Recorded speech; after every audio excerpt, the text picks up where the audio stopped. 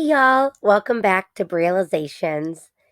This week, I am going to share with you 4 life rules that I live by and what they do for me and how they totally changed my life. If you like this episode, please like it, share it, subscribe, anything. Every little thing that you do counts and it helps me spread the word. We really appreciate you being here. Let's dive right in. Go ahead and grab your waters. Cheers. Take a sip. All right, let's get this started. 4 rules I live by.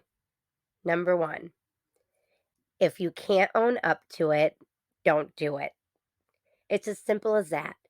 I use this for absolutely everything in my life. If I cannot talk about it, I will not do it. That has saved me so much heartache, so much self doubt. It has saved me a lot of things. If we are doing things that we can't own up to, we really lose ourself in those actions. So, what I started doing was flipping the script. If there was something that I wanted to do, but I couldn't confidently talk about it, I would start asking myself questions. Why was I so nervous? Why did I feel so much judgment around these things? I'm going to compare it with food. I don't know about you, but for me, I had a lot of things that I liked to eat in private. I like to eat all by myself, and I used to think that it was because I just liked the peace around eating it all by myself. It turns out what it really was is that I loved that I could just start eating and watching a show and never stop. I could keep going. Nobody was going to judge me. Nobody was going to ask me any questions. It felt like I had some peace for the first time in my day. And I didn't want it to end. So I just wanted to keep eating and keep watching TV. And I never wanted that moment to stop. What I realized, though, was that that turned into very sneaky behavior. I r wasn't comfortable. I wasn't comfortable with what I was doing, how much I was eating, and it wasn't bringing me as much happiness as I thought. When we have these sneaky behaviors with how we eat and we can't confidently share what we're doing, we feel like it's wrong or it's bad and we shame ourselves. So then that act starts to feel awful and you start to feel like it's bad. You start to feel the weight of the guilt. And all of a sudden, your secret behavior doesn't feel as fun anymore. In fact, it starts to feel really toxic. And that never serves us. So when we start asking, why can't we own up to it? What are we fearful of? It makes us start looking at our beliefs. It makes us look at why we believe the things that we do, what experiences we've had that back this feeling, what people around us said about this growing up. We have a lot of things around it. So we don't do it if we can't own up to it. We work through it. We find a way to make it so that we are confident in our decisions, confident in our actions. Once we get confident about what we are doing, we don't leave any holes. So if somebody came up to me and they said, "Wow, Bree, you're sure eating a lot right now, and you're a coach and you are all about health and wellness. And I'm surprised to see you eating like this." I'm confident now. So I don't take that as a negative. I don't see that question as them attacking me. What I see it as is they're genuinely curious. They want to eat like me and they want what I'm projecting. The thing is that I really live my life by these rules. So if I am eating something and people think it's a lot or it is a bad food and they're surprised to see me eating it, I am confident in what I do because I make sure that I eat things that are fulfilling me throughout the day. If I've been thinking about having a dessert all day and I know I'm going to get a dessert, I'm not going to get pasta and stuff myself. No, I am going to make sure that everything else that I am eating, it's revolving around what I really want. Which brings us right into rule number 2. Get what you want. I love to eat dessert before dinner. And I've gotten a lot of slack for that in my life, and a lot of people telling me that's not what you do. It wasn't okay to do that. So when I started doing things how I wanted, me first and foremost, a lot of times, I don't even want dinner. I just want something snacky. I want a dessert. I want something that just feels great. And some days, to me, that is a dessert. In my brain, it doesn't make sense. Why would I fill myself up on dinner just to scarf down this piece of cake or whatever it is that I wanted and not really be able to enjoy it? I want to be able to have the best time ever with the thing that I want. I'm using all food today because I see this a lot with how we eat and how we think about ourselves. So I'm really trying to shake that up, and I'm always getting better there. When we are focused on getting what we really want, things change. If you're at a buffet and you go up and you say, okay, well, I got to get a little bit of everything. Why? Why do you have to get a little bit of everything? I guarantee you that there are foods in that buffet that do not serve you.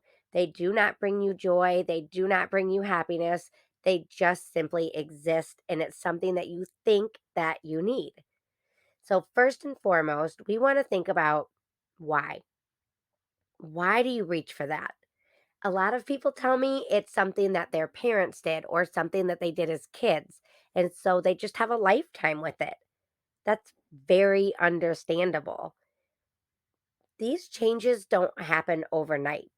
So when we start to get curious about why we do the things that we do, all of these come to light.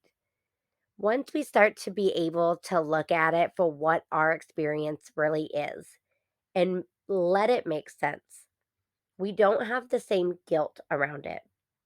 We don't see it as such a negative.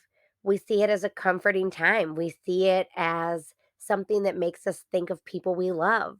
It was good, joyful experiences for us.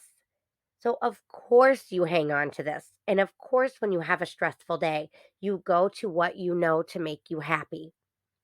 But right there, all we need to do is tweak it.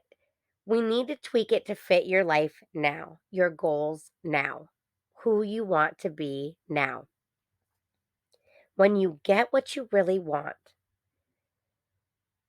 it makes you go through it first.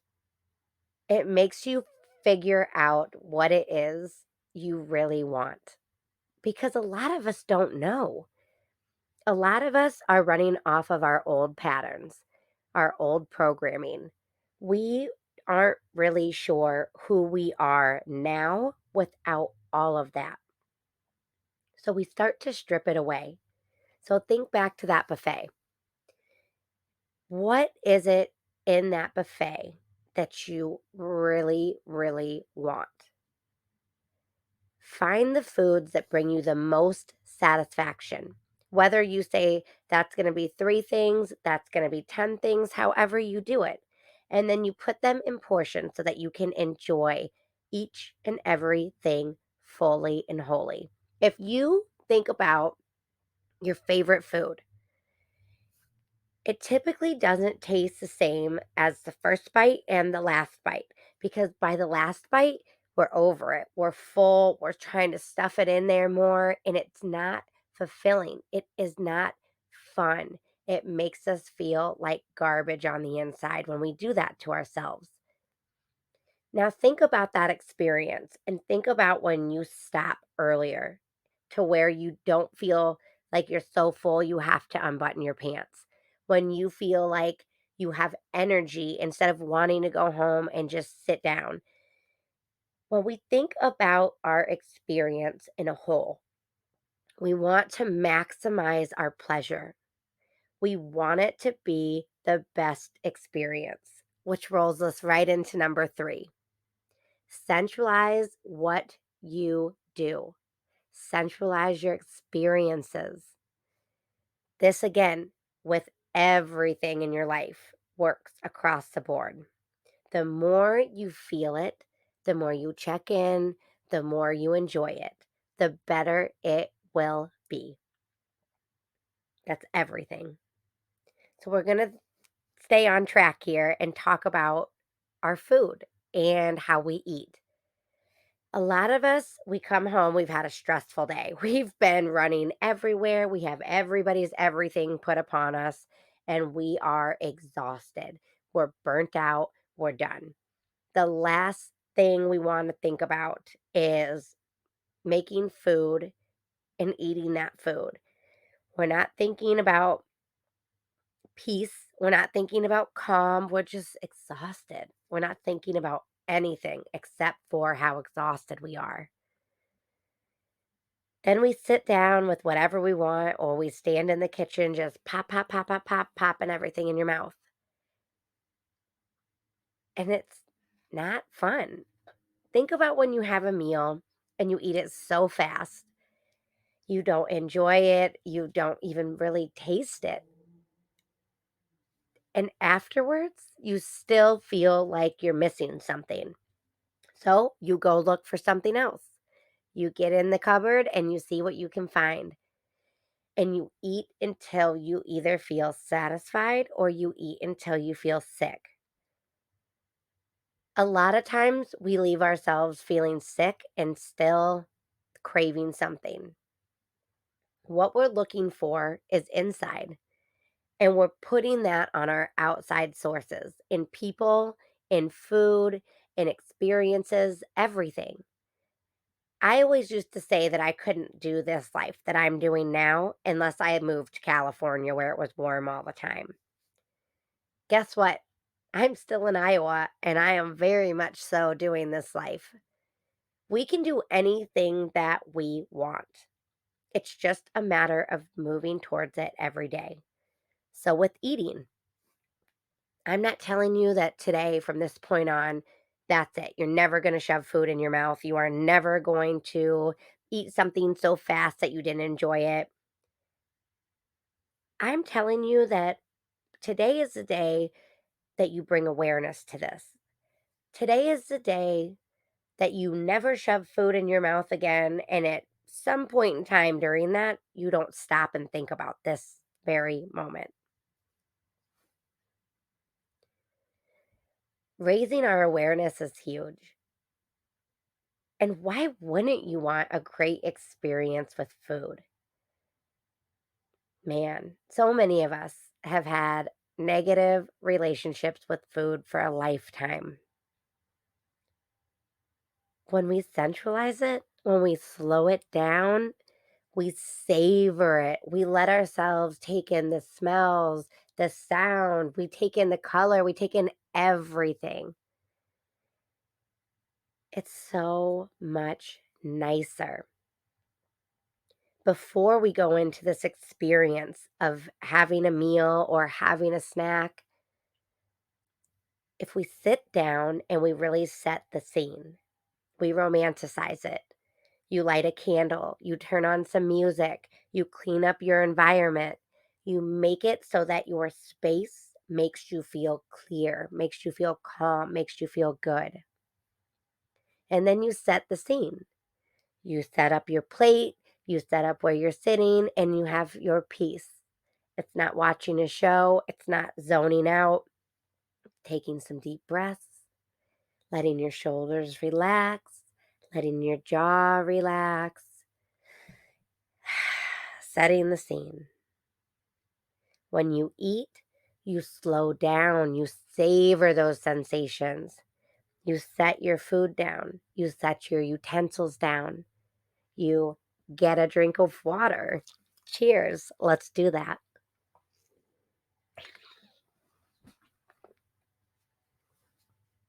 You make it a really great part of your day and you just savor it and you let yourself feel that peace. That is what we need. We need some calm in our chaos.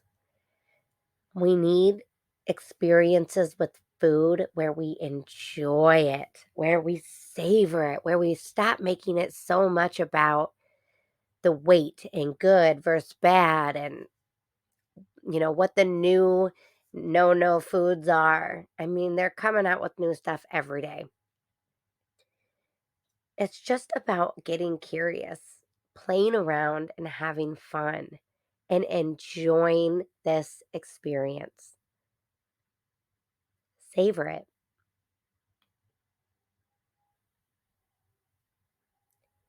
That brings us right into rule number 4. Happiness is an inside job. It all starts with you. We put a lot of stock, really, in other people and in outside sources to really lift us up and to really change how we are.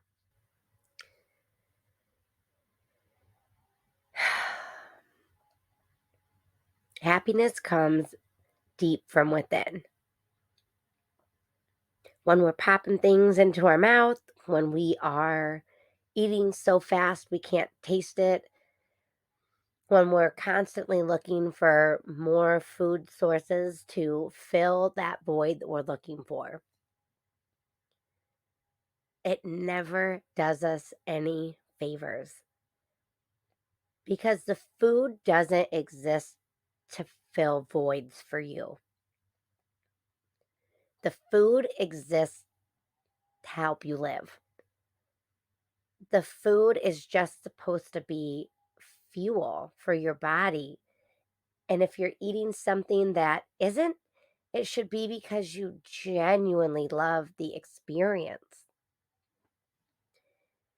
A lot of us are so checked out of everything these days, our relationships, our eating habits, our work lives, with our kids, with ourselves. We're just really far away from who we were born to be. And it's really hard to feel truly happy when you don't feel connected to yourself, when you feel far away from your desires and your dreams. And trust me, I know it's a lot easier to just like pop things in, to just eat those feelings away, to sit on the couch and watch your shows, and to not do anything about it. But it's not fun. It's not what life should be. Life is an experience. Life is yours to find your purpose, your passion. Life is yours for a reason.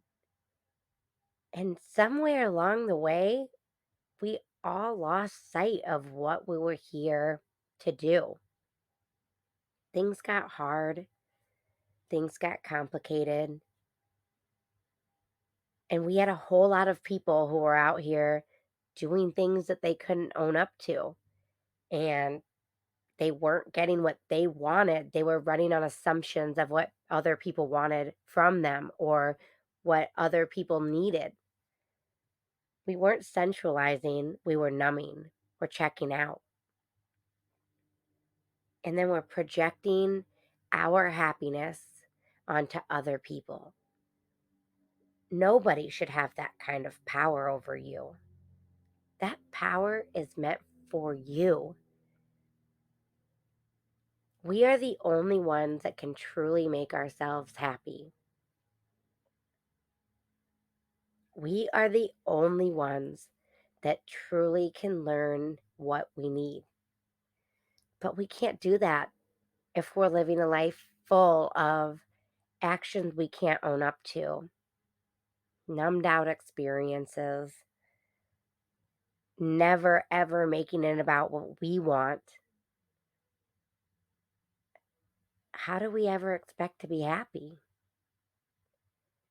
And it's funny because a lot of times when I say this, people will say to me, "Well, I get it, but it's rude." How in the world did we make it a rule that it is rude to think about ourselves first? That it's selfish, that it is all of these negative emotions behind it. If I've learned anything on this journey, it's that the more that I am true to myself,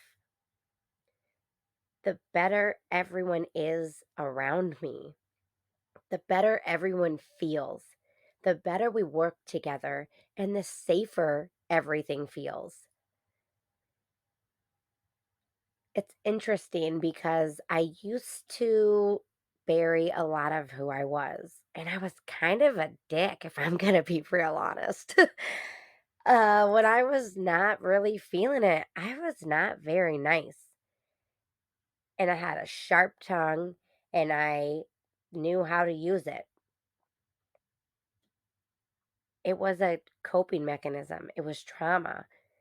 It was me being afraid of the life that I wanted, of not being good enough, of not being anything that I needed to be. It was me being really hard on myself. And everything that I said that was mean or that was not in my best judgment, it was because I was hurting and I wasn't getting what I needed and I wasn't able to own up to things and I was just checked out. I wasn't happy and the people around me weren't giving me what I needed every second. And so it was their fault. It wasn't mine. It was my job. It was where I lived. It was cold. It was somebody was being mean to me or whatever. I always had a reason why my behavior was okay. But once I started making it truly about me, I realized I never act in ways that would be harmful to others. I am never intentionally lashing out. I am never intentionally trying to harm anyone. And really, I never do anymore. I might trigger some things and I might cause some friction by the questions that I ask because I'm genuinely curious. But it's just because they fight with their own negative feelings on it. They really have their own things where when they tell me something and I ask a question, they feel like I'm attacking them because they're attacking themselves. It feels wrong to them. They know that they did the action, but this is the first time they're really owning up to it, and it doesn't always feel good. But again, I'm asking because I really want to know. I'm really curious because I don't understand that situation. So I want to know. I want to know why. How did we get here? How are we so far off track? I want to know so that we can turn it into something powerful, so that we can figure out how to reroute. How do we use these feelings and just funnel them into something amazing? That's what I want to do. So, as long as I'm being true to myself and letting whatever questions I want to know just fly, good things always come from it, even if it generates some friction at first. And if somebody really ever got mad at me for just being curious, I just know they're not really supposed to be there right now. They're not really ready for it. And that's okay too. We are all on our own timelines. But again, happiness is an inside job. And I'm going to ask questions until we can get it figured out because I really want that for everyone. Me being true to myself harms not one person, self included. When I was running off assumptions and I was worrying about everyone but me, I hurt a lot of people unintentionally. But I did a lot of damage. And I just never wanted that. That was never what I was trying to do. I love helping. I love humans. I love knowing the why. I've always been so intrigued by that.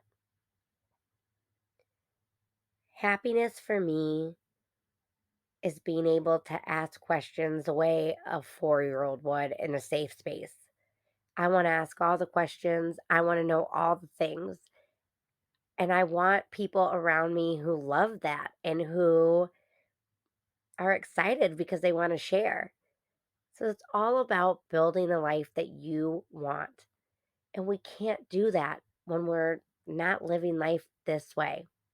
So let's recap. Grab one more drink of water and get comfy. Go ahead and let your eyes close if you're in a safe space, or just let your body relax, whatever feels good to you. Take a big breath in through the nose and out. One more big breath in and out.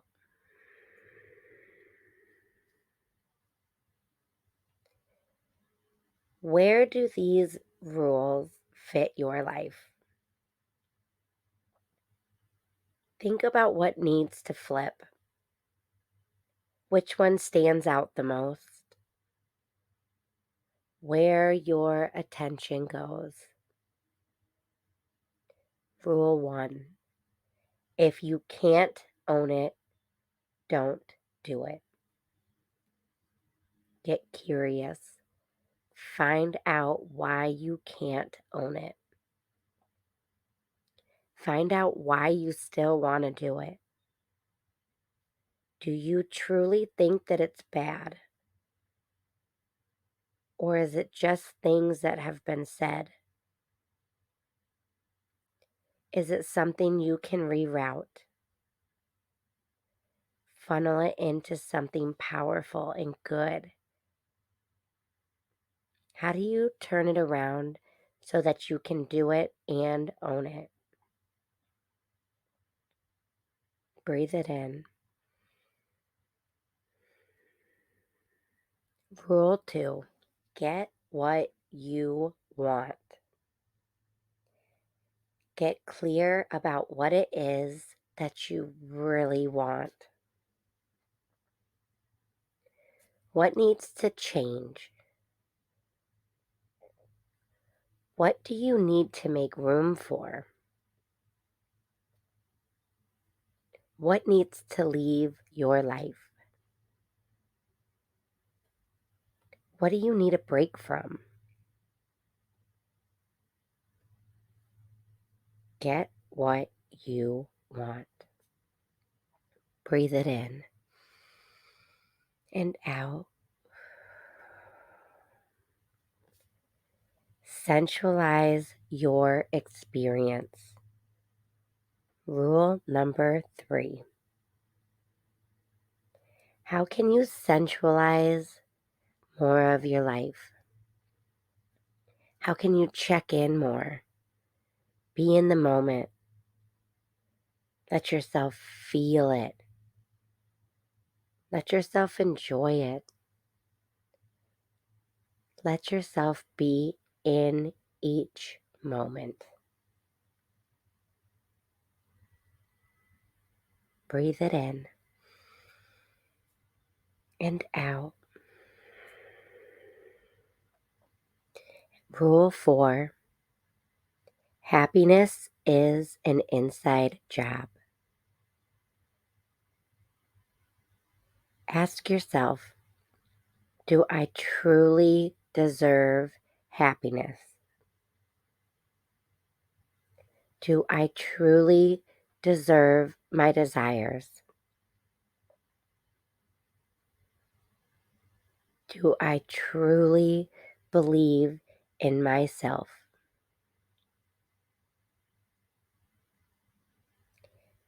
If any of that does not feel in alignment with who you are right now, ask yourself why. Why you don't feel you deserve these things. You can do all you want. You can try all you want. But if you don't believe that you deserve happiness, if you don't believe that you can have happiness, if you don't believe that you are enough, you will always be standing in your own way. Happiness is an inside job. Breathe it in and out.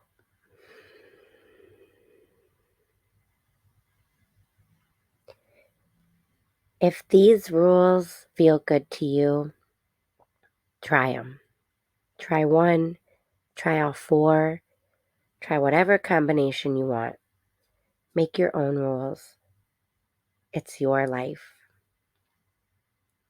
Let your eyes slowly open. Shake it out. The next 7 days, it's all about you, baby. Let's make them the best. Let's feel those feels. Let's let ourselves deserve a great life. Thank you so much for being here. Remember, like, share, subscribe, send this to your friends, your family, whoever you think needs to hear it. We're all in this together, y'all. Let's do big things. Stay vibey, friends.